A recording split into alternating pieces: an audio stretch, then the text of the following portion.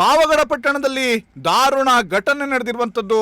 ಚಲಿಸುತ್ತಿದ್ದ ಟ್ರ್ಯಾಕ್ಟರ್ನಿಂದ ಬಿದ್ದು ಪೌರ ಕಾರ್ಮಿಕ ಸಾವನ್ನಪ್ಪಿರುವ ಘಟನೆ ನಡೆದಿದೆ. ತುಮಕೂರು ಜಿಲ್ಲೆ ಪಾವಗಡ ಪಟ್ಟಣದ ಶನಿಮಹಾತ್ಮ ಸರ್ಕಲ್ನಲ್ಲಿ ನಡೆದಂಥ ಘಟನೆ ಇದು.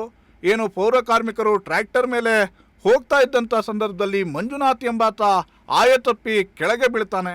ಕೆಳಗೆ ಬಿದ್ದಂಥ ತಕ್ಷಣವೇ ಆ ಟ್ರ್ಯಾಕ್ಟರ್ ಆತನ ತಲೆ ಮೇಲೆ ಹರಿಯುತ್ತೆ. ಹೀಗಾಗಿ ಆತನಿಗೆ ಗಂಭೀರ ಗಾಯ ಕೂಡ ಆಗುತ್ತೆ. ಆತನನ್ನು ತುಮಕೂರು ಜಿಲ್ಲಾಸ್ಪತ್ರೆಗೆ ಸಾಗಿಸಿ ಆತನಿಗೆ ಚಿಕಿತ್ಸೆ ಕೊಡುವಂಥ ಕೆಲಸ ಕೂಡ ನಡೆಯುತ್ತೆ. ಆದರೂ ಕೂಡ ಮಂಜುನಾಥ್, ಏನು 28 ವರ್ಷದ ಪೌರ ಕಾರ್ಮಿಕ ಮಂಜುನಾಥ್ ಏನಿದ್ದಾನೆ, ಆತ ಬದುಕುಳಿಯೋದಕ್ಕೆ ಸಾಧ್ಯವಾಗಲ್ಲ. ಹೀಗಾಗಿ ಏನು ಒಂದು ರೀತಿಯಾಗಿ ದಾರುಣ ಘಟನೆ ಇದು. ಪಾವಗಡ ಪಟ್ಟಣದಲ್ಲಿ ನಡೆದಿರುವಂಥ ದಾರುಣ ಘಟನೆ. ನೀವು ದೃಶ್ಯಗಳಲ್ಲಿಯೂ ಕೂಡ ನೋಡ್ಬೋದು ಯಾವ ರೀತಿಯಾಗಿ ಆತ ಟ್ರ್ಯಾಕ್ಟರ್ನಿಂದ ಬಿದ್ದಂಥ ಸಂದರ್ಭದಲ್ಲಿ ಆತನ ತಲೆಯ ಮೇಲೆ ಟ್ರ್ಯಾಕ್ಟರ್ನ ಚಕ್ರ ಹರಿದು ಆತನಿಗೆ ತಲೆಗೆ ಗಂಭೀರ ಗಾಯ ಕೂಡ ಆಗಿರುವಂಥದ್ದು. ಹೀಗಾಗಿ ಯಾವುದೇ ರೀತಿಯಾಗಿ ಚಿಕಿತ್ಸೆಯನ್ನು ನೀಡಿದರೂ ಕೂಡ ಆತ ಬದುಕುಳಿಯೋದಿಲ್ಲ.